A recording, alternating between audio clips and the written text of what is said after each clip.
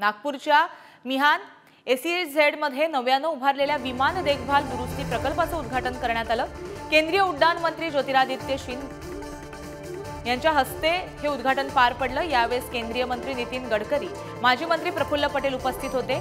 या प्रकल्पामुळे विदर्भातील रोजगाराला चालना मिळेल असं सुद्धा म्हटलं जात आहे। याचाच आढावा घेतला आमचे प्रतिनिधी जितेंद्र शिंगाडे यांनी।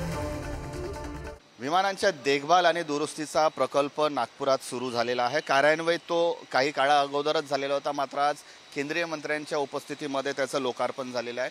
AAR आणि इंडिमार यांचा हा संयुक्त असा हा प्रकल्प आहे। मोठ्या विमानांची देखभाल दुरुस्तीचा हा MRO प्रकल्प आहे।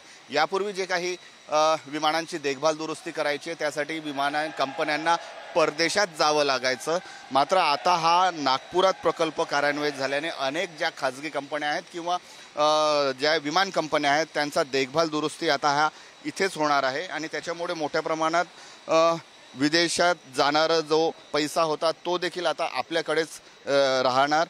महत्त्वाचं म्हणजे या प्रकल्पामुळे जे आहे ते आता काही रोजगार निर्मिती देखील मोठ्या प्रमाणात होत आहे।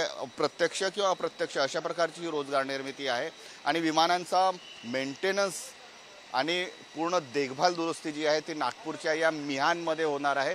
यापूर्वी 15 वर्षापूर्वी जवळपास एक बोईंग आणि एअर इंडियाचा एक संयुक्त MRO प्रकल्प तयार झालेला होता। त्यानंतर आता हा दुसरा असा मोठा प्रकल्प आहे, महत्त्वाकांक्षी असा हा प्रकल्प आहे, कारण त्यामुळे केवळ नागपूरच नाही तर विदर्भातही एरोस्पेस आणि एरोनॉटिकल क्षेत्रासाठी हा महत्त्वपूर्ण असा प्रकल्प ठरणार आहे।